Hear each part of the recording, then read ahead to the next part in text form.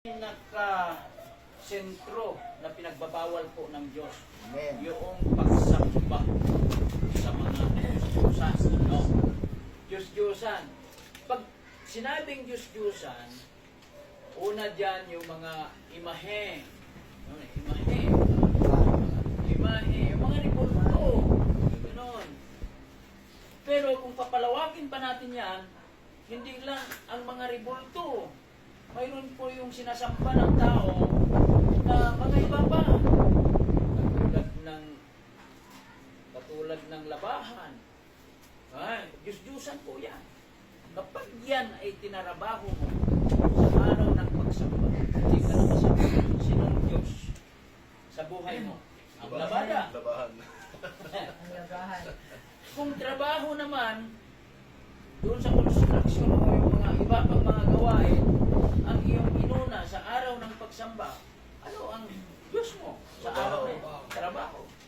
Ngayon, kung ang ito po ay transparent po tayo kapag ganito yan, kapag hindi nasanggi o na-touch o nahiko o nasugat ang iyong puso, ibig sabihin, walang pagbabago. Yes. Amen. Amen po ba? Amen. Ibig sabihin, ang isang bata, kung makulit, pinalong ganon, ibig sabihin, naramdaman nung bata, aray, ayaw ko na po na, mama, ayaw ko na pa. Oh, ganon. Ganon din po ang pananampalatayang Kristiyano. Na kapag ang aral, hindi nasugat yung puso mo, walang pagbabago. Tama ba? Amen. Pero kung yung puso mo nasugat man, pero ayaw mong gamutin, yung mga sinasabi na, patama. Pinatamaan ako Ayaw ko na. Ako naman pinapatamaan. Nasugat, pero ayaw gamutin. Ganon po yun. Amen po ba? Amen. Ganon yun. Yung iba naman, may dumating na mahal sa buhay. Hindi na sumamba. Anong Diyos mo sa araw na yan? Hanggang sa buhay. Mahal sa buhay. Kung may nag-birthday na yung kaibigan o kamag-anak, anak, sa araw ng pagsamba, anong nagiging Diyos mo? Birthday. Birthday. Yung nag-birthday, nag-anyaya sa'yo sa araw ng pagsamba. Yes. Paano na kung yung halika, pare, kabayan, o kaya kababata, classmate, siya tayo, araw ng pagsamba. Ano ang nagiging Diyos mo? Wala. Yung alak. Kaya ito lahat ay magiging Diyos-Diyusan. Magiging Diyos-Diyusan po yan. Okay. Amen. Imbes na buksan mo yung cellphone para mag-aral ka salita ng Diyos o makinig ka ng Music. music na Nakakabagbag damdamin. makabagbag damdamin para sa Panginoon Amen. ay hindi. Kung ano-ano yung Mga mga TikTok. Mga TikTok. nagtitiktok ka. Sumasayaw. Oo, sumasayaw. Ganon. Imbes na magpuri ka na lang. Amen. Di ba? Mag-aleluya ka na lang. Dapat. Nandyan naman sa cellphone yan eh. Kaya, ang Espiritu ng Diyos at Espiritu ng Satanas nasa cellphone. Oh. Yes. Oo, Ayan. kung minsan natatalo ang Espiritu ng Diyos sa cellphone, Diyos din yan. Amen.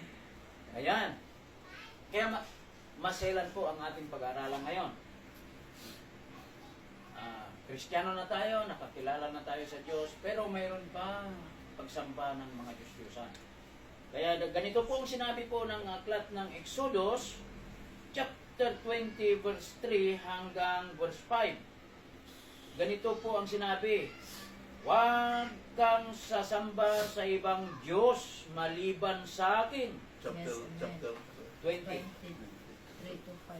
Chapter 3. Five. Verse 4, 3 Huwag kang gagawa ng imahen Chapter 3 to ng 5. anumang nilalang Chapter 3 po hanggang 5. na nasa langit, nasa lupa, o nasa tubig Chapter 20. upang sambahin. Chapter Oh. 20 verse 3 to 5. Verse Ito po ay salita po ng Diyos. Ano ba sa ating pagkakaalam sa salita ng Diyos? Mahalaga o hindi? Mahalaga. Mahalaga. Dapat ba sundin o dapat talikuran? Sundin. Sundin. Amen. Hallelujah. Lahat tayo matalino ata. Salamat Lord. Amen. Thank you, Lord. Thank you so much, Holy Spirit. Verse 4. Huwag kang gagawa ng imahen. Ay, no. Verse 5. Huwag mo silang yuyukuran ni sasambahin sapagkat akong si Yahweh na iyong Diyos ay mapanibughuing Diyos. Ang kasalanan ng mga magulang ay sinisingil ko sa kanilang mga anak hanggang sa ikatlo at ikaapat na salin lahi. Grabe. Hanggang sa ikatlo o ikaapat na salin lahi, sisingilin ng Diyos. Ibig sabihin, nandoon yung sumpa, nandoon yung galit ng Diyos sa mga anak.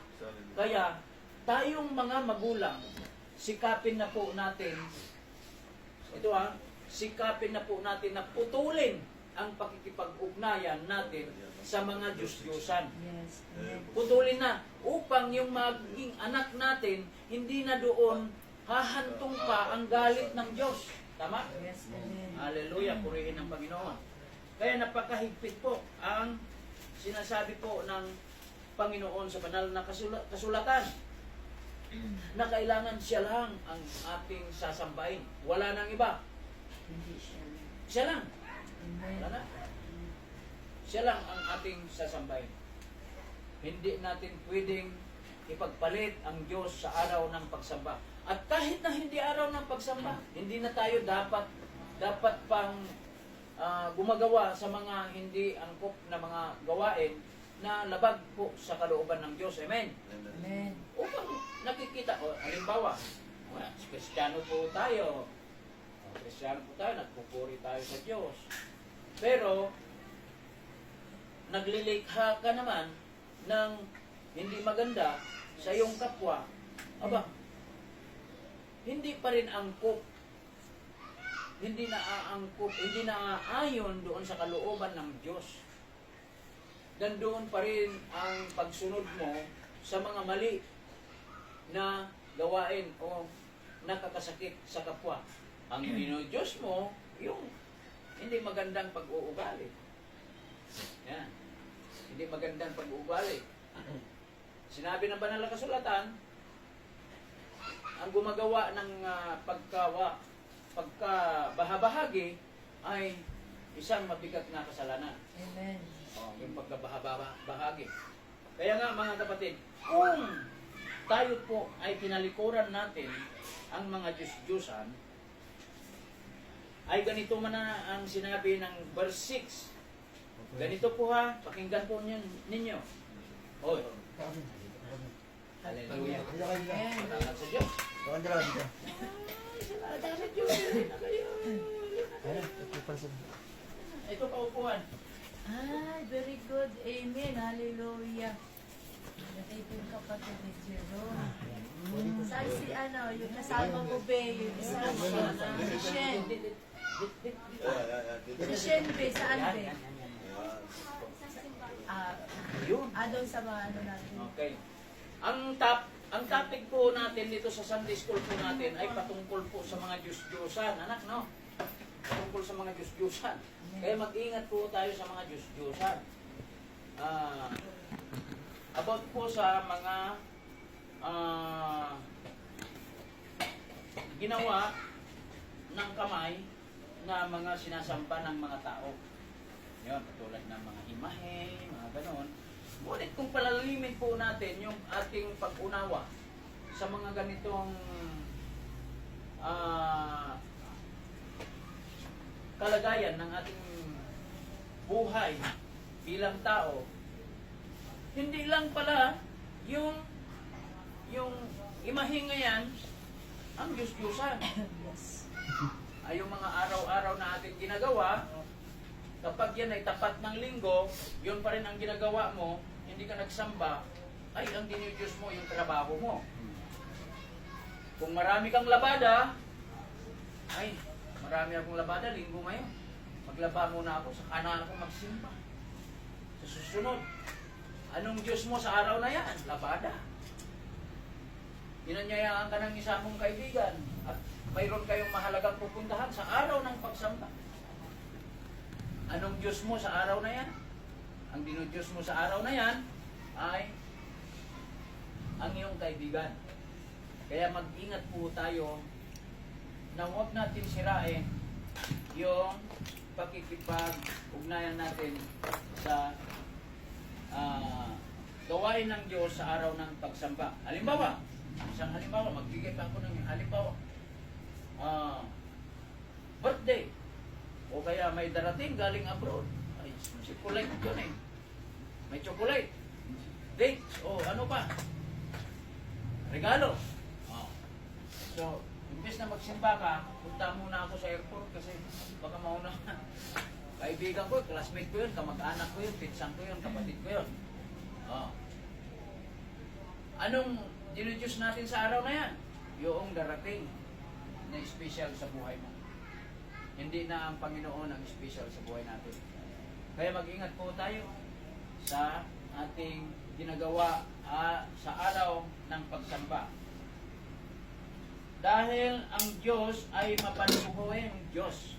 Seloso, masyadong maselan ang Diyos. Ayaw ng Diyos na mayroong iba pang mas mahalaga sa puso natin maliban sa Kanya. Kasi siya ang ating buhay eh. Hindi naman tayo pwedeng mabuhay na walang Diyos. Kaya napaka-special po ito lang po ang paraan upang may papakita po natin sa Panginoon na ating sinasamba na ang ating pagsamba po ay para lamang sa Kanya. Kaya kailangan natin sundin lahat ang mga bagay-bagay na angkop para sa Diyos upang sa ganon ay hindi niya tayo sisingilin hanggang sa ikatlo at hanggang sa ikaapat na salinlahi ng ating mga angkan. Putulin na natin po dito. Kahit kayo, mga dalaga kayo, mga may asawa na kayo, putulin na po natin ang pakikipag-ugnayan sa mga Diyos-Diyosan na yan. Sabi naman ng iba, bakit hindi pa totoo yung ginagawa nila doon sa Quiapo? Grabe, hindi na mahulugan ng karayo. Ang dami ng tao. Hindi ba tunay yun? Hindi tunay. Napakaraming tao na matatapon sa impyerno. Yun ang tunay. Kasi, sabi nga, malawak ang daan at makipot ang pintuan patungo sa kaligtasan. Ngunit, malawak ang daan tungo sa kapahamakan. Amen. Kapahamakan. Eh, mahirap ang malawak na daan. Anong ibig sabihin yung malawak na daan? Hindi po yun kalsada. Yung kalayaan mo na nagdidesisyon ka sa iyong sarili sa maling desisyon. Hindi tayo sumusunod sa Panginoon. Bakit may makipot na pintuan?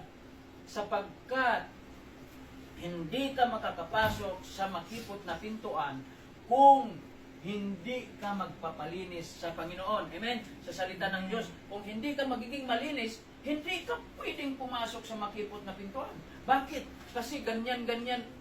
Ang hahaba yung mga sanga-sanga ng kasalanan. So, kailangan matanggal lang ang mga sanga-sanga ng kasalanan na yan upang malaya kang pumasok sa makipot na pintuan. Ang paglilingkod sa Diyos. Ang ibig sabihin dito, hindi madali kasi maglingkod eh. Di po ba? Di po ba? Okay. Hindi madali. Pero kailangan sikapin po natin. Amen? Kasi, itong oras na ito na nandito po tayo. Kung sa pisikal na pangangailangan, wala tayong mapapala. Amen? Amen. Ngunit kung sa spiritual na pangangailangan, Amen. Yes. Patok na patok tayo po ay isang pinakatanyak na mayaman sa harap ng Diyos. Amen.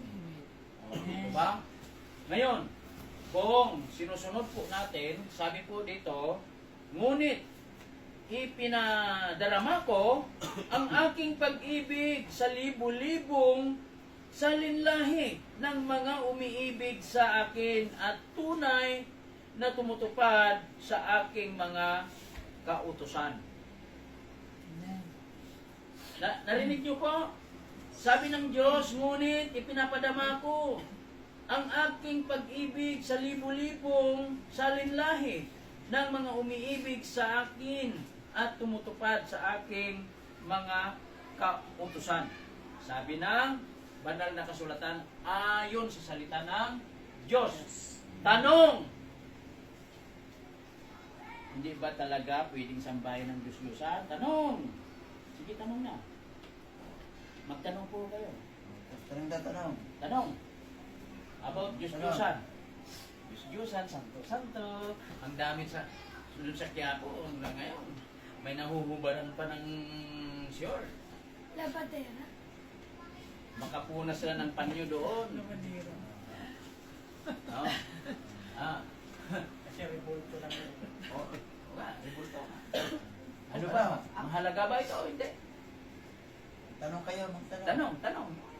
Kayo po. Ako po kasama Sister, yun po. opo. Kasi ever since po na Hindi tayo matuto kasi kung walang katanungan. po, kasi yung tita ko po, yung kapatid po ng papa ko po, ever since po na tuwing magbabakasyon po kami sa bahay nila, Mm-mm. lagi pong may rosaryo kasi yung altar po nila puro ni mga santo-santo. Ngayon po matanda na po siya.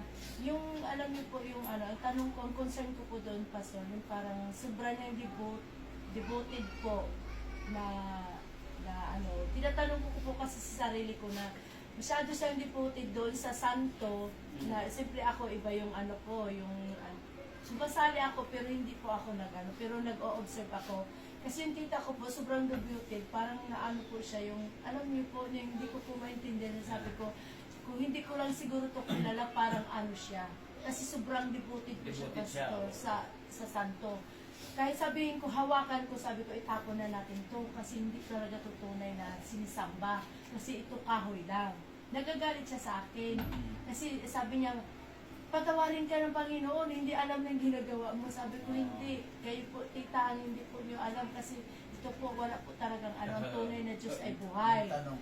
Ngayon po, ang tanong ko po doon, bakit ganun po siya yung Sila po ay naligaw yung ng tamang pag-iisip ayon sa kanilang pananampalataya, liko o hindi tuwid ang kanilang pananampalataya.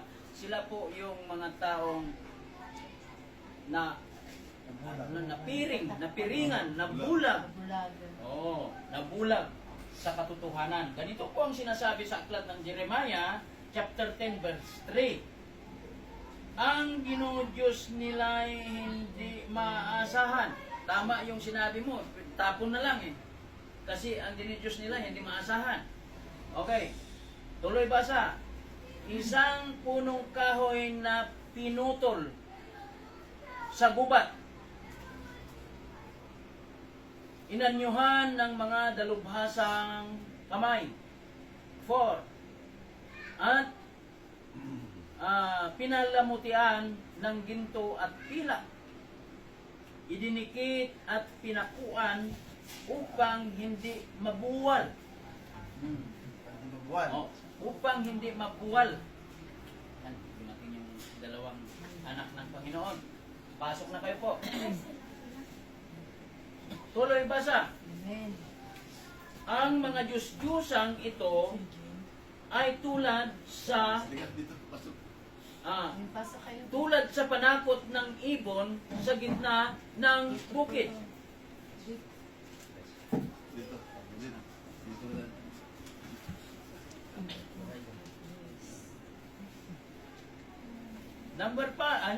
Verse 5. Ang mga Diyos-Diyosang ito ay tulad ng panakot ng ibon sa gitna ng bukid. Hindi nakakapagsalita. Pinapasan pa sila sapagkat hindi nakakalakad. Huwag kayong matakot sa kanila, sapagkat hindi sila makakagawa ng masama at wala ring magagawang mabuti. Bakit natin katatakutan ito? Di po ba? Kaya nga mga kapatid na minamahal, kung bibigyan po natin ng halaga ang ating pagsamba, ang ating pagsamba sa Diyos, na totoong Diyos, iwasan po natin ang tumangkilik. Ako kahit na yung mag-posisyon na sinasabi, mag-posisyon, hindi ko man lang yan, wala man lang akong gana na pagmamasdan silang gano'n. Wala. Hindi ko titignan. Masulyapan ko lang yan. Bakit? Ayaw kong makikipagsampatya doon sa ginagawa ng mga bulag. Piring. Ang napiringan dito, hindi itong mata, ang puso, bulag, hindi nakakita. No? Ano ibig sabihin? Hindi nakakaunawa. Kaya mga kapatid, ulitin ko nabasahin yung kasagutan ng iyong tanong. Magtatanong ka, sige, tanong pa. Sorry, tanong ko. Sandali lang. Ang dinidiyos nila ay hindi maasahan. Isang punong kahoy na pinutol sa gubat, inanyuhan ng mga dalubhasang kamay, at pinalamutian ng ginto at pila, idinikit at pinapuan upang hindi mabuwal. Ang mga Diyos-Diyosang ito'y tulad sa panakot ng ibon sa gitna ng bukid. Hindi nakakapagsalita, pinapasan pa sila sapagkat hindi nakakalakad. Huwag kayong matakot sa kanila sapagkat hindi sila makakagawa ng masama at wala ring magagawang mabuti. Naintindihan ba ang verse? Naintindihan ba? Nakuha? Nagets ba ninyo? Sinabi ng Diyos sa kanyang banal na kasulatan na wala tayong dapat ikatakot sa mga ito sapagkat hindi sila makakagawa ng masama, wala rin sila magagawang mabuti sa atin. Amen. Nakuha. Tanong. Tanong, Pastor. Opo. Ayon sa mga paniniwalang ganyan, about yan po ay sa Katolik at tama siya. Kayo po ba Katolik, sis? Sorry po, hindi. Okay. Noon. Noon, pero ngayon, Congrats. ang tanong ko kasi, ang pinakatanong ko, Ito. Pastor, Okay, sige. ang pinakatanong ko dito, ang sabi ng iba, sabi nila, hindi naman namin yan sinasamba. Hindi namin yan niluluhuran, hindi naman namin yan. Talagang, ang puso namin, hindi dyan. Kundi ang puso namin ay nandoon sa langit. Ano ba tayo, gaano ba katotohanan, Pastor, ang kanilang sinabi na hindi naman daw sila sumasamba sa mga larawan at tribulto, lalo na doon sa kanilang simbahan. Alam niyo mga kapatid, kahit ano pang sabihin nila, hindi sila makakaligtas doon sa kanilang ginagawa ayon sa kanilang rason na hindi nila sinasamba. Pati nga yung gumawa walang kwentang tao pati yung gumawa. Alam niyo ba paggawaan dito? Sa Pampanga, ang paggawaan. Na mga Diyos-Diyosan. Yung tanong ni Pastor, hindi sila makakaligtas doon sa kanilang rason sa pamamagitan ng salita ng Diyos na nasa banal na kasulatan. Sige, tignan po natin. 44 ng Isaiah, verse 9 hanggang verse 11. Tignan po natin. Isaiah chapter 44, verse 9 hanggang 11. Ganito po ang sinabi ng banal na kasulatan. Walang kwentang tao ang mga gumagawa ng rebulto at walang kabuluhan ang mga Diyos-Diyosang kanilang pinapahalagahan. Ito na, mga bulag at hangal ang sumasamba sa mga ito, kaya sila'y mapapahiya. 10. Walang idudulot na mabuting walang may dudulot na mabuti ang paggawa ng mga rebulto para sambahin. 11. tandaan ninyo, ang mga sumasamba sa mga ito ay mapapahiya lamang. Ang mga gumagawa nito'y tao lamang, kaya sama-sama man sila at ako'y harapin sila'y matatakot at mapapahiya. Anong ibig sabihin dito? Excuse me, kasi ano po yun? Yung ano, Chapter 44 ng Isaiah, verse 10 verse 9 hanggang 11. Anong ibig sabihin? Yung rason na hindi naman yan sinasamba. Kung linuluhuran mo, anong ibig sabihin nun? Luhod. Pagsamba o pagtalikod? Pagsamba. Pagsamba. Sinasamba. Bakit sinasamba? Sapagkat napiringan ang kanilang mga puso, hindi nakakaunawa. Oh. Yung gumagawa, wala na nga kwenta eh. Kaya huwag tayong gagawa, kahit drawing lang, huwag tayo. Huwag tayong gumagawa ha. Halimbawa, nandiyan na nakalagay. Huwag mong paniwalaan yan. Sapagkat ang mga imaheng yan ay hindi po karapat-dapat na paniwalaan o sambahin ng tao. Sapagkat marumi po yan, karumal-dumal po sa Panginoon. Ito, walang may papahayag na kabutihan ang mga Diyos-Diyosan. Yan po ang ating susunod na tatalakayin kung may katanungan pa. Parang pasara, para mag-alarma sa lahat. Kasi marami na ako na-encounter ng mga Katoliko about sa ganyan. So, ang sabi nila, Pastor, bakit ang Diyos ay nag-utos kay Moises na maggawa ng cherubim? Opo. Sa tipanan, sa may kahon, yung sa may Ark of Covenant. Oo. Doon At sa iyon ay para ay kaban ng tipan. kaban ng tipan para doon ilagay ngayon. Sabi, nagpagawa ang Diyos kay Moises ng larawan o rebulto ng magkasalubong na cherubim para doon sambahin ng Diyos. So, ano bang ibig sabihin niya, Pastor? Yun ba talaga Ang dapat ibig- sambahin? Ang ibig sabihin nun, yung kaban ng tipan ay banal po yun. Banal po yun. Inutos ng Diyos kay Moises na gumawa, ginto po yung ginawa ni Moises ng anghel, imahe ng anghel na ilagay po doon.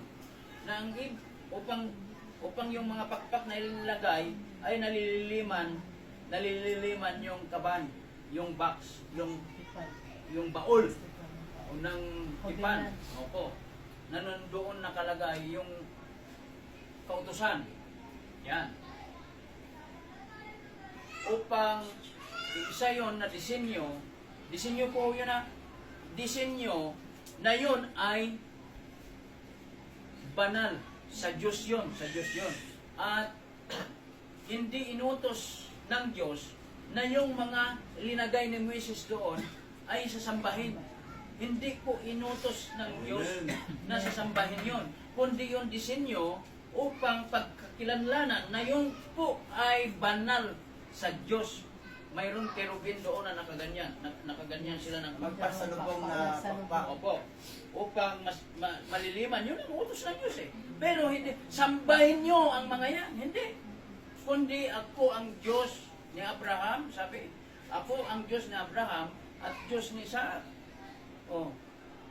Hindi yung mga anghel na yun na imahin ang anghel. Imahin yun eh. Oh. Kaya hindi pinahintulot ng Diyos na sasambahin yun. Kaya kahit ano pang paraan nila na sabihin yun o ikatwiran, ay hindi sila makakalusot talaga.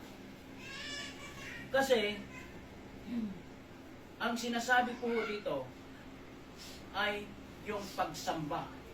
Hindi niya pinasamba, hindi niya sambahin ninyo ang dalawang anghel na yan o dalawang kerubin na yan na nasa ibabaw ng kaban ng tipan. Hindi. Kundi yun ay design. Yan. Upang lalo pang maingatan kasi mga ginto yun eh. Upang kapag buhatin nila yun, ay lalo pa nilang maiingatan yung kanilang pagkilos, ayon sa kanilang pagbuhat. Kasi nung binubuhat yon, ay hinihila ng mga baka yon, nakita nung isang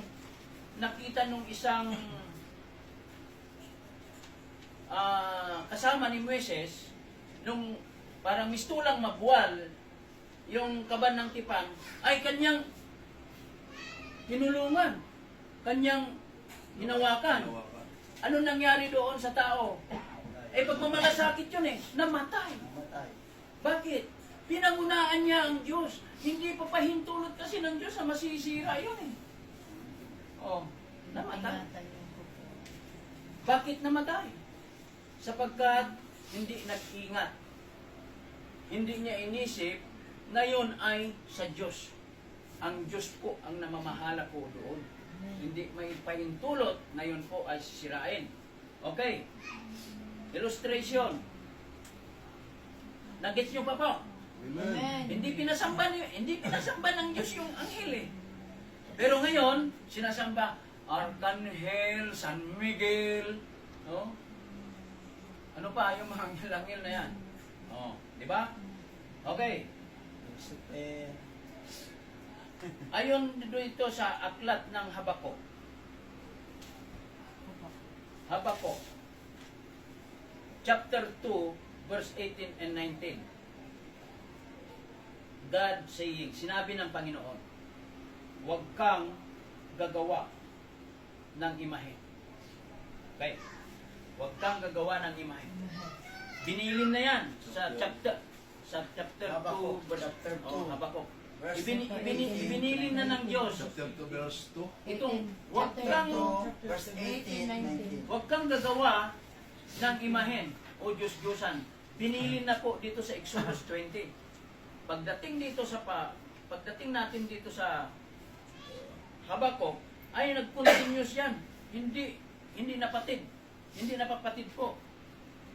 Okay. Huwag sasambahin. Sabi ng Diyos, huwag sasamba. Sabi ng Diyos sa tao, huwag sasambahin ang mga imahe. Sinabi, ako'y mapanagbubuing Diyos. Sabi ng Diyos. Sabi na naman ulit, sisingilin ng Diyos sa mga magulang ng kanilang mga anak hanggang sa ikatlo at ikaapat na salin ng lahi. Dito sa Habakuk, pinatunayan na bawal talagang sambahin ang mga imahe o mga Diyos-Diyosan na gawa ng mga tao.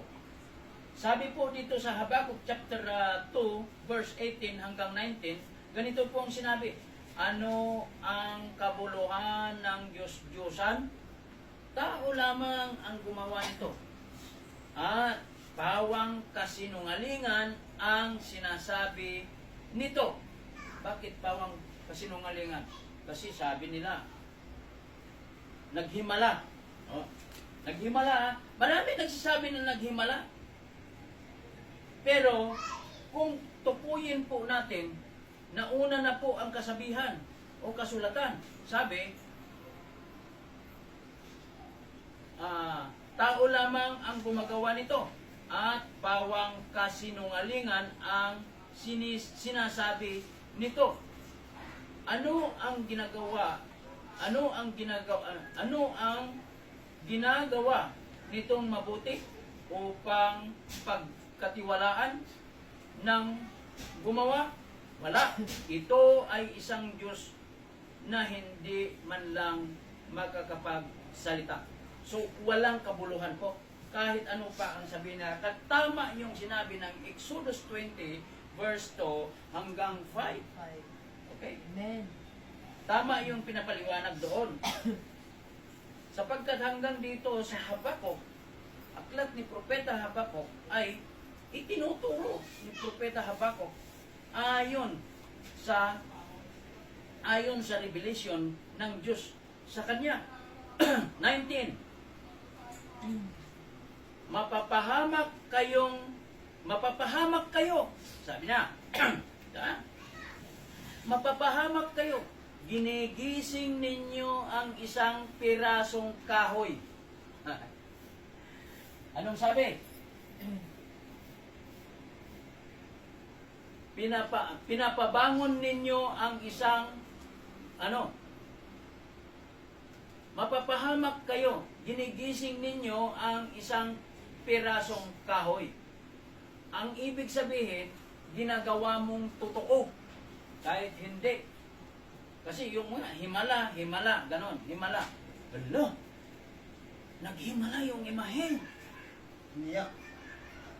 Naghimala. Kasi, yung imahe sa bahay, doon sa silangan siya, nakaharap. Ha? Mula pa nung ilinagay namin yun doon, nasa silangan siya nakaharap. Pero, sa ngayon sa hilaga na, tignan ninyo. Pero, siya naman yung nagganon, pinaharap doon. Para, doon nakaharap, ay pinaharap doon ngayon. Di ba lagi kang pumupunta, Mare?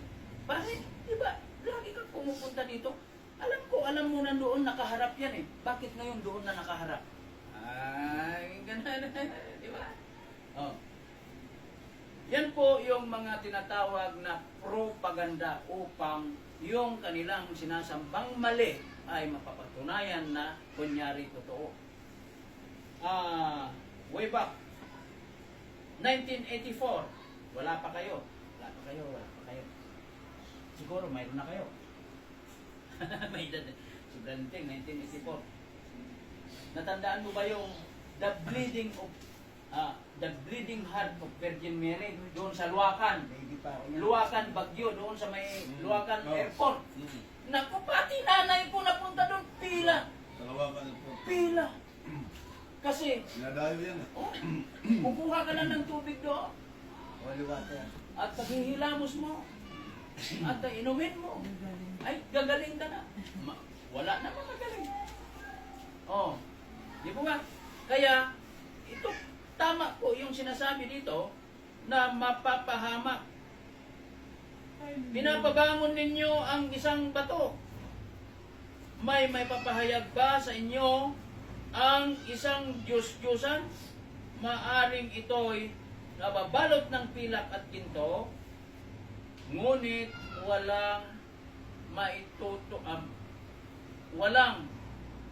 ngunit wala naman itong buhay. Nababalot nga ng ginto, nababalot nga ng pilak, yung pintura, pero wala naman may tutulong na mabuti po sa atin. Kundi ito pala ay nagpapahamak sa atin. Itong aral po na ito, ay kinuha ko ito upang ituro sapagkat ito po ay kailangan po natin upang tumibay yung ating pananampalataya sa Diyos. Hindi tayo naliligaw ng landas. At isa pa,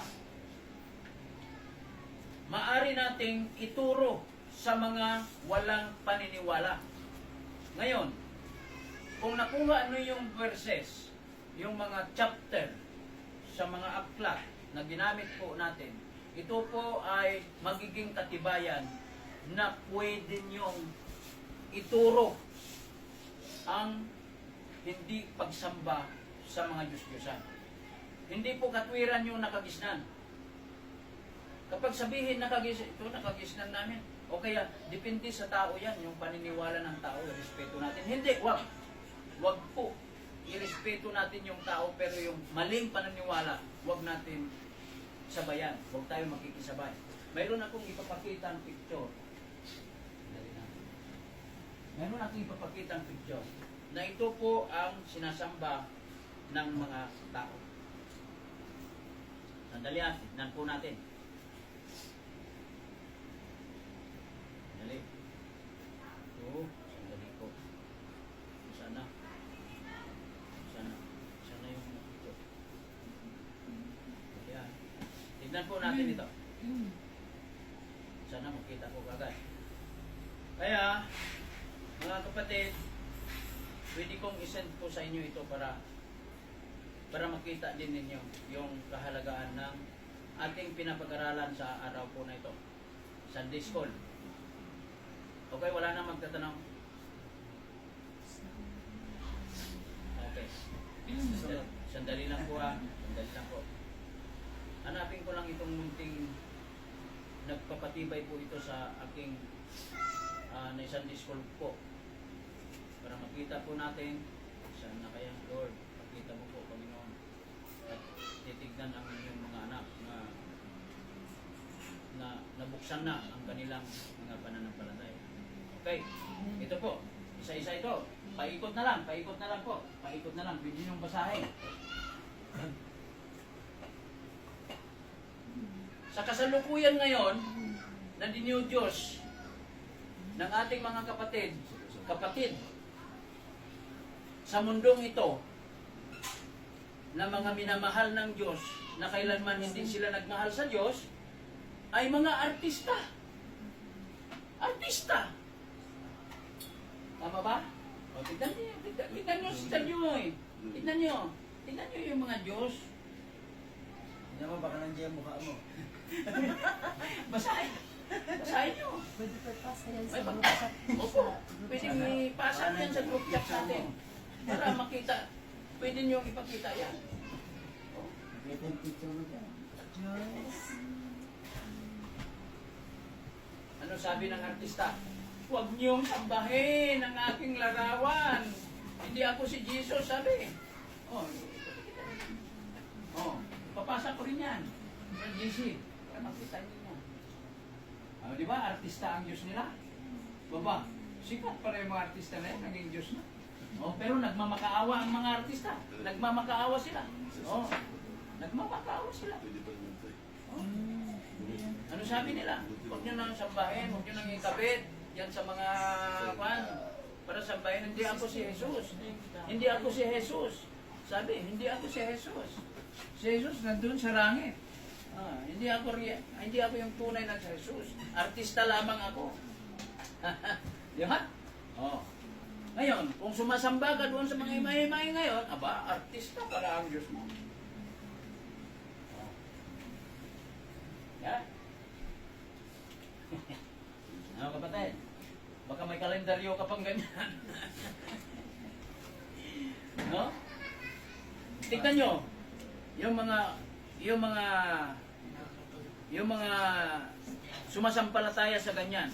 Kung yung makuha na yan nakalagay sa kalendaryo, kapag January pa lang, January, aba, mahal na mahal niya yan. Hinahalikan yan. Pinupunasan ng panyo na ganyan bago ibulsa. Pero, kapag natapos na po ang December, mag-New Year na, wala na yung picture doon. Linamukos na, nalagay na sa basurahan, panibago na naman. Dapat pang aalagaan nila yon. Amen po ba? Dapat aalagaan yon. Sapagkat yun ang dinidiyos nila. Ngayon, last pattern. Last na po. Last na, para makausap tayo sa iba pang mga gawain. Halimbawa, imahe. Imahe niya na, imahe. Ilang taon na nandiyan yan? Halimbawa, inabot na ng 3 taon. Yung kanyang kasuotan, inamag na, marumi na. Ngayon, gusto mong palitan ngayon ang damit ng imahe. Papalitan mo. Anong gagawin mo para mapalitan ang damit? Anong gagawin nila para mapalitan yung damit? Hubaran. Diyos mo!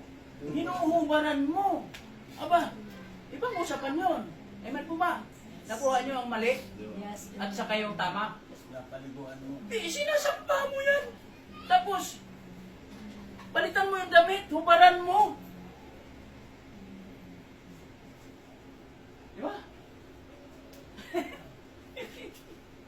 Yes. Kaya walang katotohanan po. Walang magagawang mabuti at wala rin magagawang masama, kaya huwag nating katakutan, sabi ni Jeremiah. No? Kasi, ang mga yan ay gawa lamang ng kamay at inanyuan, pinakuan upang hindi magbuwal. Sabi, at mistulang mga panakot ng ibon sa gitna ng bukid. Sino bang taga-bukid? Ikaw, Brad, taga-bukid ka. Ako, taga-bukid ako. Gumagawa kami doon ng nakaganyan na may damit, may ulo, may kamay nakaganyan. Tapos, naitali doon, naitali rin dito. Tapos, kapag ginalaw mo yon, kapag yung ibon, yung maya kumakain ng palay, kapag gumalaw yon, natakot ang ibon, nilipad ko. Yan. Brother Inting, na-experience mo ba yun? Doon sa palayan, mayroon nakalagay na gano'n? Oo. Yan. Yan ang experience ko. Taga-bukid ako. Farmers kami. Kaya alam ko yan. Pag gumanyan yun, gumanyan. Aba, yung ibon lilipad. May mga pagkakpakpag. Di ba? Gawa yan. Kaya puri ng Panginoon, naintindihan ba natin yung pinagpag-aralan natin, kapatid? Amen. Po, sa araw ng pagsamba, huwag natin ipagbalik ito sa anumang bagay para sa ating sariling buhay. Yan. Kaya mga kapatid namin na mahal, ibigin natin po ang ating Diyos ng buong puso, buong lakas, at buong pag-iisip. Maraming salamat po sa ating pagbulay-bulay. Ibigay ko na po sa ating MC. Salamat po, Pastor. Nawa po ay may Bigyan mo. natutunan po tayo na may testimony po tayo kasi mahaba na po oras. Sisilip lang po tayo ng kahit isa lang po. Sino po Christian yung pa na no? napapasalamat po sa kabutihan ng Panginoon. Schedule ako na kausapin kita sa Kapon. kaso lang wala kang time. Tayin mo lang. Okay po, may dako po tayo sa Yung mga ibang kanta po. Si ano po, mga testimony muna Ay, po. testimony. I-ready na yung mga kanta. Opo, andito. Ganun pa rin po yung kanta natin. Opo. Pero bigyan mo na kopya yung Opo, mayroon na po, Pastor. Palang nagpapasalamat po ako sa Amen. bagong taon na binigay sa atin. Nakapatuloy sa akin. Amen. Ayun po, sinashare ko lang po yung napanaginip ako isang araw po ata. About po sa church na itatay ko. Amen. Napanaginip ako po, hindi ko po alam na yung po na maganda po yung lugar, nakatiles na po eh, tapos Wow. Amen. malawak po, Hallelujah. malawak po, pero yung kwan po magkaharapan, tapos ang pero malaki po, sabi ko may tatay, ito na po ba yun? Kaya hindi ko lang po alam kapag yun po yung pinakita sa akin ng Lord. Pero alam po natin na darating po yung time na yun. Hindi man po agad-agad, pero yung andun po yung process. Amen. Hindi naman po on time yung Lord. Amen. Alam niyo, mga kapatid, na-remind ka agad yung sinabi ni Brother Paul. Yung malawak, parang hindi yun doon, yung malawak na malawak talaga. Mayroon lang paglalagyan. Ngunit yung malawak na yun, maraming kaluluwa. Amen. Maraming kaluluwa. At yung tiles na kanyang binanggit, hindi yung tiles na inapakan, kundi kalinisan ng bawat isa. Kalinisan ng puso ng bawat isa. Na-remind eh.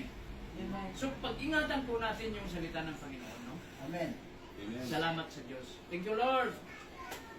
Yun. Hallelujah. Napakaganda po kasi po sa pangalan pa lang po ng Rise ng Shine. Kaya po ano po yung pangalan ng simbahan po natin na Church of Rise of Church Rise of Church of God. Rise of Christian Ministry. Church of God Christian Ministry. Napakaganda po ng pangalan pa lang kaya nagturo na po doon sa panaginip ni Paul at then yung sinabi po ni Pastor na yun nga ang ganda ng na pangitain na yung tiles ay yung marami, yung malawak, yung marami tayong maaakay na souls. Amen. Kaya Amen. papuri po kay Lord ang lahat ng kabutihan po niya ay napakabuti po ng Panginoon. Ngayon po dadako po tayo sa prison worship. Patutuwa yun yata po si pa si rin. Mother. Ah, Patutuwa sis. Matuto po kayo, sister.